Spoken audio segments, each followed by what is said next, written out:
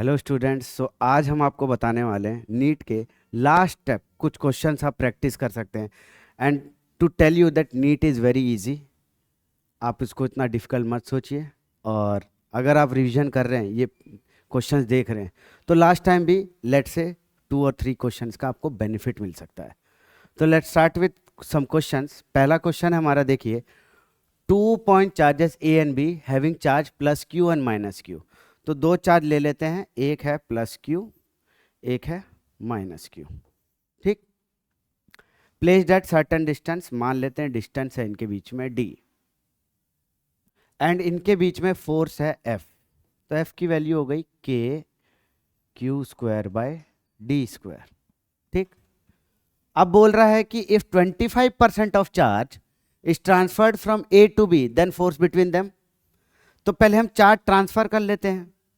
ठीक है। तो प्लस क्यू में से अगर 25% चार्ज माइनस क्यू चला गया तो 1/4 क्यू/4 चला गया। करेक्ट। तो इधर बच गया 3Q/4 और इधर बच गया -3Q/4। ठीक है। और डिस्टेंस डी है। तो चलो अब एफ न्यू निकालते हैं। वो हो गया के 3/4 into Q square by D square. क्या ये के Q square by D square into 9/16 हो गया?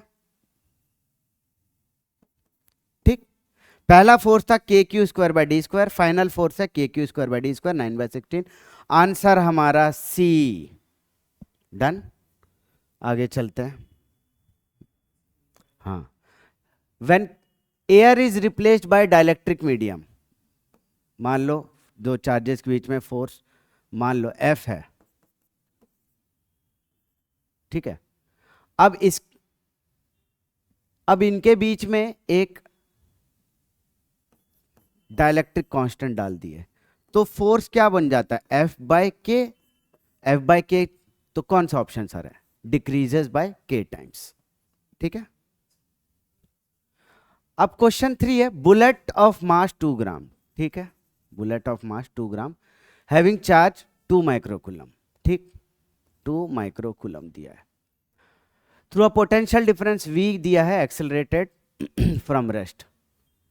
V पूछा गया है और स्पीड इसकी फाइनल स्पीड है 10 मीटर पर सेकेंड। तो हम एक फॉर्मूला जानते हैं, work done that is half mv² is q into v. Mass दिया है हाफ, 2 ग्राम में है तो 1000 इंटू वी स्क्वायर करेंगे 100 इक्वल टू चार्ज है 2 माइक्रोकूलम, माइक्रो मीन 10⁻⁻6 वी। तो इसको सॉल्व करते हैं। ठीक है। v की वैल्यू आई 1/10 इंटू 2 इंटू 10⁻⁻6। तो ये कितना बन गया? ठीक है। अच्छा, v² कर दिए तो ये बन गया 1/2 और ऊपर 10⁻⁻5। इसको हम 10⁻+5, हाँ। तो 1/2 को लिख सकते हैं 0.5 इंटू 10⁻5 या फिर 50 इंटू 10⁻3। आंसर हमारा B, 50 kilovolt. Next question, metal sphere. Sir will hello student. मैं अभिषेक रंजन, मैं सीनियर फिजिक्स फैकल्टी हूँ। तो आशीष रंजन सर के साथ मैं भी कुछ क्वेश्चन डिस्कस करूँगा। तो ये काफ़ी इंपॉर्टेंट क्वेश्चंस हैं, देखते हैं। तो ये क्वेश्चन नंबर आपका नेक्स्ट है ना, क्वेश्चन नंबर नहीं लिखा हुआ है। तो चलिए, जैसे ये क्वेश्चन है, देखते हैं। Hollow metallic sphere of radius 10 centimetre. एक होलो मेटालिक स्फीयर है जिसका रेडियस जो है 10 सेंटीमीटर है। तो इसने कहा है कि इस charge such that potential of surface is 80 volt. 80 volt, 80 volt जो है इस सरफेस का जो पोटेंशियल हो जाता है। तो पोटेंशियल एट द सेंटर क्या होगा? तो हमने पढ़ा था कि पोटेंशियल हम लोग पढ़े थे, क्या होता है? के क्यू बाई आर। ये होता है ऑन द सरफेस आउटसाइड जो होता है वो हो जाता है के क्यू बाई आर, ये पोटेंशियल घटता है दूरी से, लेकिन अंदर जो होता है ये पूरा इक्विपोटेंशियल सरफेस होता है। अंदर जो है के क्यू बाई, यहाँ पर भी के क्यू बाई आर होगा, यहाँ भी के क्यू बाई आर, यहाँ भी के क्यू बाई आर होगा, तो जो सरफेस पे होगा वही सेंटर पे होगा। तो ये 80 वोल्ट आपका सरफेस पे है, तो सेंटर पे भी क्या हो जाएगा, 80 वोल्ट हो जाएगा। ठीक है, यहाँ से अब ये देखिए, ये बहुत स्टैंडर्ड क्वेश्चन है, जो क्वेश्चन पूछा जाता है, ये पावर रिलेटेड क्वेश्चन है। इलेक्ट्रिक करंट में हमेशा क्वेश्चन पूछा ही जाता है नीट में। ये क्वेश्चन क्या है देखिए, इलेक्ट्रिक बल्ब इज रेटेड 60 वाट, आपका घर में बल्ब है उसको 60 वाट रेट किया गया है, 220 वोल्ट उसका क्या है, पोटेंशियल डिफरेंस है। तो बताइए रेसिस्टेंस ऑफ फिलामेंट क्या होगा। तो हमको क्या पता है, एक सिंपल सा फॉर्मूला है पावर का, V square by R, I square R, ये भी होता है फॉर्मूला, लेकिन हम लोग यहाँ पर जो दिया हुआ है ये फॉर्मूला मेरा बेस्ट होगा। तो यहाँ पर आगे देखते हैं, पावर ऑलरेडी दिया हुआ है, पावर कितना दिया हुआ है, पावर दिया हुआ है 60 वोल्ट,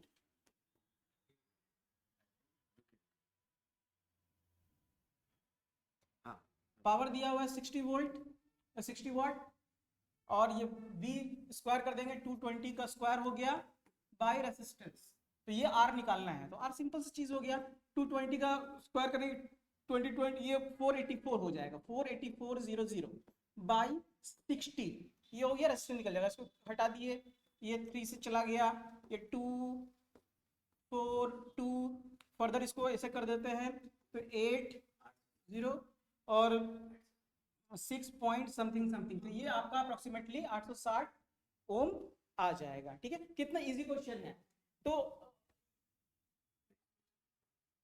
काफी सिंपल सिंपल क्वेश्चन ही रहता है। अब देखिए, अब ये क्वेश्चन, ये भी पावर रिलेटेड क्वेश्चन काफी आते हैं, बहुत ही इंपॉर्टेंट होता है। तो देखिए ये क्वेश्चन क्या है, पावर डिसिपेटेड, इसमें क्या है, तो पावर डिसिपेटेड निकालने के लिए क्या करना पड़ेगा, फार्मूला क्या है, हमको पोटेंशियल डिफरेंस दिया हुआ है, फार्मूला हमको पता होना चाहिए, P is equal to V square by R, और आई स्क्वायर आर भी होता है बट यहाँ पर यही लगेगा। तो हमको ये 18, ये जो 18 तो पता है, 18 का स्क्वायर हो गया, very good, but total resistance, equivalent resistance निकालेंगे, तो इक्विवेलेंट रेजिस्टेंस निकालने के लिए क्या है, यहाँ इस दो, ये जो सर्किट है उसका इक्विवेलेंट रेजिस्टेंस निकालेंगे, ये दोनों पैरेलल में है। ठीक है, ये दोनों पैरेलल में है, तो इसका क्या हो जाएगा, 6 × 3 बाई 6 प्लस 3, तो 18 बाई 9, ये हो जाएगा 2, तो ये 2 ओम हो जाएगा। ये यहाँ पर इसको कर देंगे तो ये पूरा हट करके ये 2 ओम हो जाएगा यहाँ पे, और ये 2 ओम और ये 4 एम जो है आपका क्या है, सीरीज में है, तो टोटल जो रेसिस्टेंस हो जाएगा वो 6 ओम हो जाएगा, और पोटेंशियल तो दिया ही हुआ 18 वोल्ट। ओके, तो अब हम लोग क्या कर देंगे, सीधा इसमें पुट कर देते हैं इस फॉर्मूला में, 18 स्क्वायर बाई कितना 6 ओम, तो 18 का स्क्वायर निकाल लेते हैं, 18 का स्क्वायर कितना होता है याद होना चाहिए, अगर नहीं पता है तो कैलकुलेट कर लेंगे।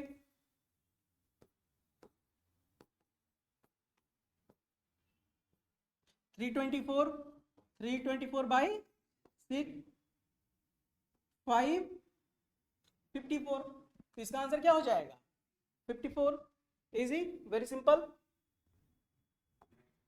नेक्स्ट क्वेश्चन, आप देखिए क्या दिया हुआ है, वेरी लॉन्ग, ये मैग्नेटिक फील्ड का स्टैंडर्ड क्वेश्चन है। अगर मैग्नेटिक फील्ड है कहीं पर तो हम लोग उसका डायरेक्शन निकाल देंगे, और वो बायोट सावर्ट लॉ से निकलता है, और हमारा अगर बायोट सावर्ट लॉ से मैग्नेटिक फील्ड निकाल दिए हैं तो फोर्स निकालना बहुत आसान है। अगर चार्ज है तो क्यू वी क्रॉस बी निकलता है, अगर करंट है तो I D L cross B निकल जाता है, तो फोर्स निकालना है हमको। तो सबसे पहला चीज है, ये करंट कैरिंग वायर है, तो यहाँ पर मैग्नेटिक फील्ड कैसा होगा, magnetic field right hand thumb rule से निकालेंगे। अगर ये करंट कैरिंग वायर है, थंब मेरा ऐसा है, इसको कर्ल करेंगे तो मैग्नेटिक फील्ड एक कंसेंट्रिक सर्किल पर आता है। तो यहाँ पर देखिए ऐसा बनाएंगे, ये मैग्नेटिक फील्ड, तो मैग्नेटिक फील्ड यहाँ पर इनटू द बोर्ड हो जाएगा। अब मैग्नेटिक फील्ड पता है, और मेरा जो चार्ज का मोशन ये है प्लस क्यू है, तो फोर्स क्या होता है, क्यू बी क्रॉस बी, तो भी पता है हमको, तो भी हो गया क्रॉस बी, फोर्स क्या लगेगा, भी ऐसा है अब भी अंदर है, तो भी क्रॉस बी ऊपर, तो फोर्स लगेगा ऊपर, तो आंसर क्या हो जाएगा अलाउंड ओ बाई। ठीक है, काफी इजी है। आइए सर, ऐसे आ जाएंगे, आइए ना, easy easy.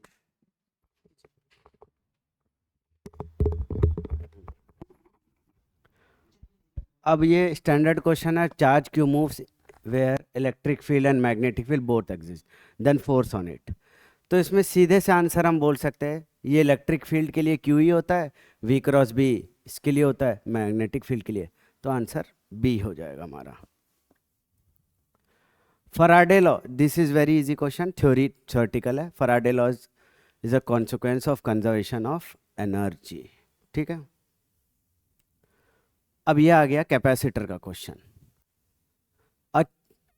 40 microfarad capacitor is connected to 200 volt और 50। एसी करंट का सवाल है। हाँ, तो हम लोग तो एक्स सी निकालते हैं 1 बाय ओमेगा सी। इस होता है 2 पाई इनटू फ्रीक्वेंसी 2 पाई फ्रीक्वेंसी क्या दी है 50 into capacitance 40 micro.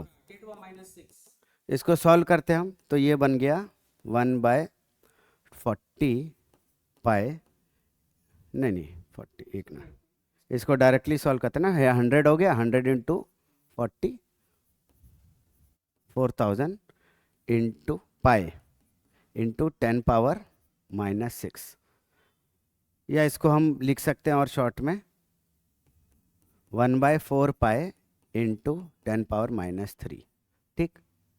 The RMS value, RMS की वैल्यू क्या, 200 वोल्ट था वो आरएमएस ही होता है हमेशा। हाँ। रेटिंग हमेशा आरएमएस रहता है। तो so this is already RMS value, I जो है ना VRMS by VRMS by R by R या एक्सी XC, इसमें इस केस में XC है, इसका पुट कर देंगे 200 by 1 1 by 4 pi into 10 power -3, ऊपर चला जाएगा ये ऊपर चला गया तो 4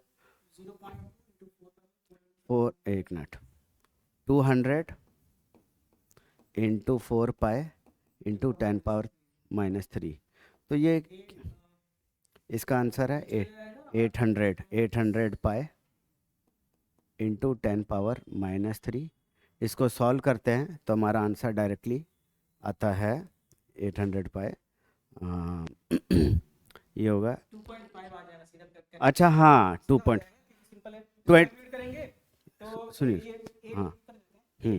3.14 आ गया और ये हाँ इजीली इसको कैलकुलेट कर सकते हैं। ये 8 आ गया इंटू 10 3.14 हो जाएगा और इंटू ये 10 to the -1 हो जाएगा। तो इसको करते हैं और 24 और फर्दर करते जाएंगे तो 8 आ जाएगा 10 to the -1, तो रफली जो है 2.5 अप्रोक्सीमेटली आ जाएगा। तो इजीली हम लोग इसका आंसर ये बोल सकते हैं। This is very easy question, it appears very calculative, but इतना कैलकुलेशन करना आना चाहिए हमें। अब जो है इतना कैलकुलेशन करने हमें आना चाहिए। अब क्या है यहाँ पर अलग एसी वोल्टेज है apply to resistor and inductor. तो क्या है कि वोल्टेज अप्लाई किया गया है तो फेज डिफरेंस क्या है, तो हमें पता होना चाहिए कि जो एक एसी सर्किट में अगर इंडक्टर है और एक रेसिस्टर है और एक कैपेसिटर है तो सब में जो पोटेंशियल होता है, करंट अगर सेम फेज में फ्लो रहा है तो पोटेंशियल सब अलग अलग फेजेस में होते हैं, ठीक है। तो हम लोग इसमें क्या देखना है,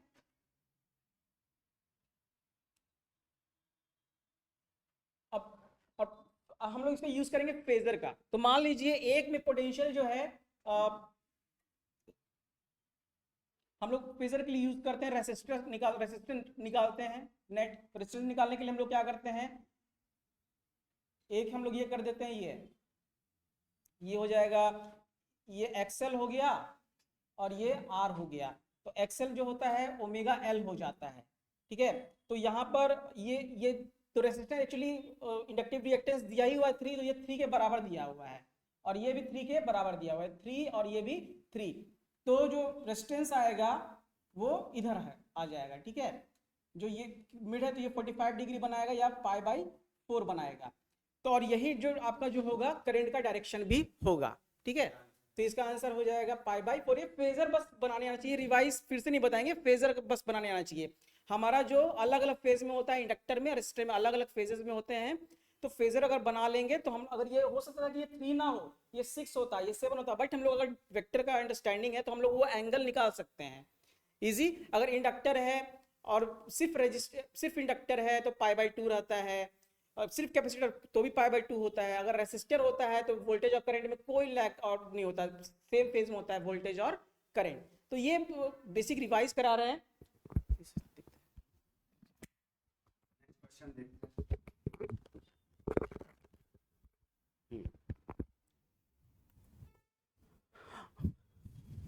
An EM wave propagating with velocity v equals to vi. Instantaneous oscillating field of this is along y. ठीक है, इसको हम ऐसे देखते हैं, y डायरेक्शन में इसकी इलेक्ट्रिक फील्ड है, ठीक है। वेलोसिटी इसका, हाँ इधर इधर v इधर है और इलेक्ट्रिक फील्ड y में है और v ए आई कैप है, ठीक है। The direction of oscillating magnetic field, अब हमें पता है E cross B is direction of propagation.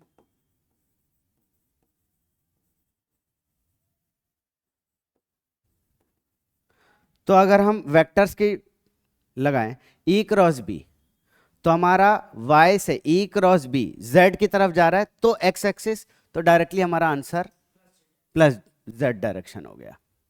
आगे चलते हैं, height of man is 6 feet, ठीक है, हाइट ऑफ मैन दिया है। To complete is full image, directly answer है h/2 का हमारे को मिरर चाहिए।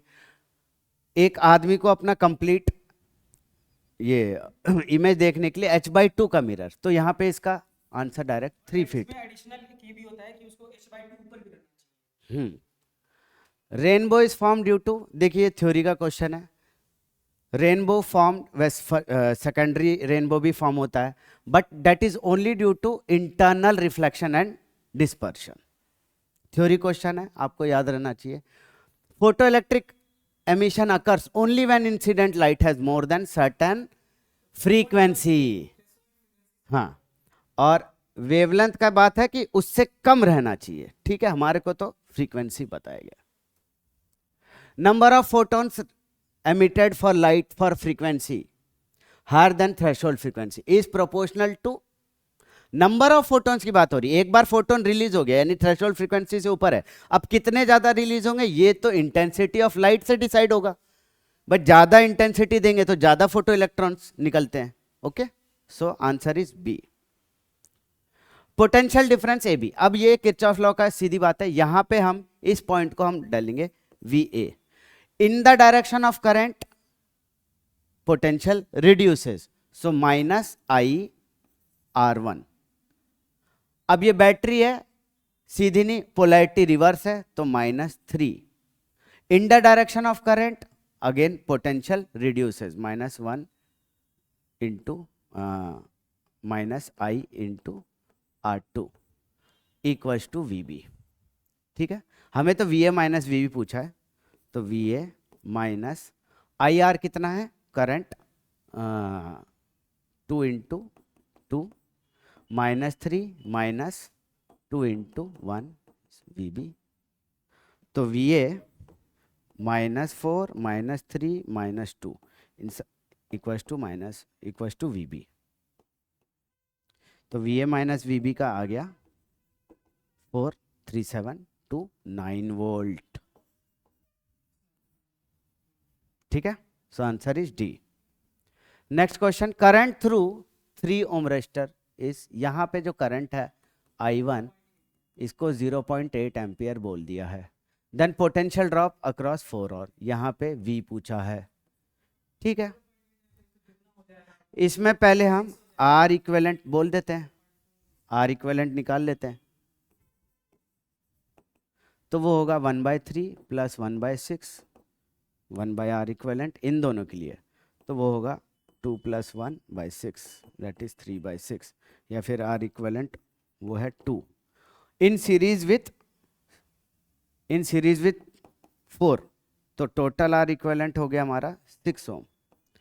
तो करंट जो बैटरी से निकल रहा है, बैटरी, अच्छा डायरेक्ट हमको I1 दिया है ना, ठीक, तो हमारा I1 ये कर देंगे ना, इसमें 0.8 है ना, हाँ इसमें फ्लो हो रहा होगा 1.6 I1 bye I2, I1 bye I2 है, I1 bye I2, I1 bye I2 6/3, ठीक है।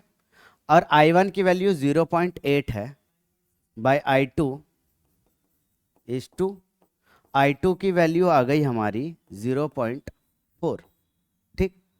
अब करंट पता है, तो I1 प्लस I2 क्या होगा, वो होगा total current passing through this. So I1 plus I2 I हो गया 1.2 एम्पियर, ठीक। रुके, पोटेंशियल ड्रॉप, हाफ हो गया रेजिस्टेंस, हाँ 0.4 टोटल हो गया 0.8 प्लस 0.4 1.2, और 1.2 है तो 4 इसको गुना कर देंगे, हाँ, 2.4 डायरेक्ट। तो 1.2 एम्पियर टोटल करंट आ गया। तो V इक्वल टू IR होता है, I की वैल्यू 1.2, R की वैल्यू 4, आंसर 4.8, 4.8 वोल्ट आ गया answer. In the network shown the resistance is 1 ohm, effective resistance between A and B। चलो इनको करते हैं solve.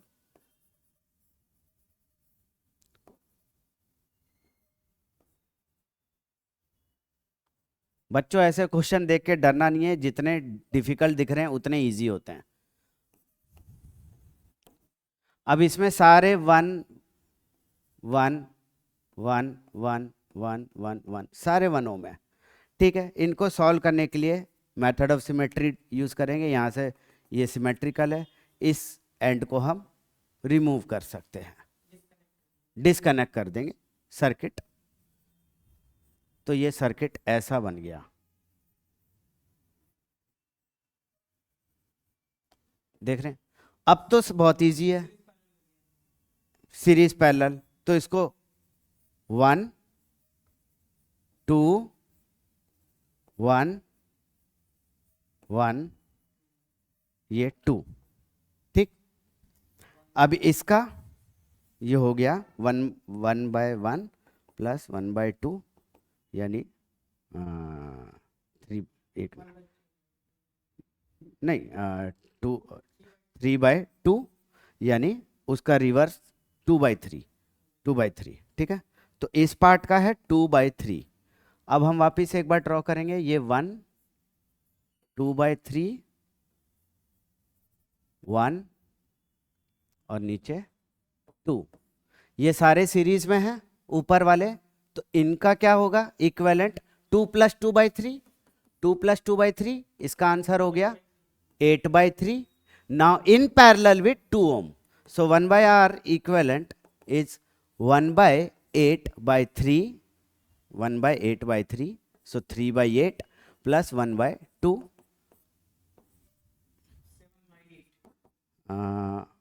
4, so answer R equivalent 8/7, 8/7 ये रहा करेक्ट आंसर। 6 रजिस्टर ऑफ 3 ओम, देखिए उसी तरह का क्वेश्चन है 3, देखिए हाँ, इसको बहुत इजी सॉल्व होता है, ए और बी के बीच में निकालना है। हम एक लाइन से चलेंगे, इन 3 और 3 का 6 हो गया।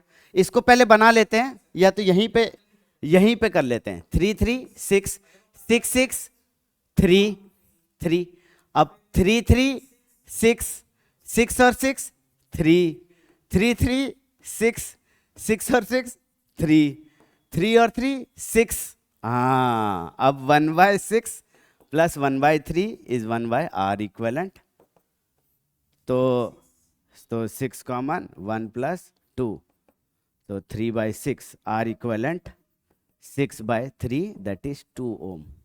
इसको हम बार बार करके इतना कॉम्प्लिकेट नहीं, यहीं पे हम सॉल्व कर सकते थे, तो आंसर आ गया। डिफिकल्ट लग रहा है बट है इजी क्वेश्चन, 2 ओम।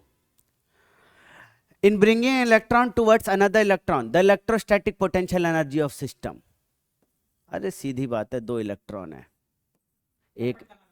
एक दोनों तो म्यूचुअल रिपल्शन होते हैं, पास लाने के लिए हमें दम लगाना पड़ेगा, हमें एक्सटर्नल एनर्जी यूज करनी पड़ेगी, तो एनर्जी बढ़ जाएगा। आप लेंगे आगे, या हो गया, अच्छा ठीक है। अच्छा ये कंप्लीट है. So students, I think you have understood our today's session. It was just to motivate you that not all questions are difficult. In NEET paper, from 45 question, at least 50 question comes that are very easy. And you have to identify them and do it first. Okay, bye guys.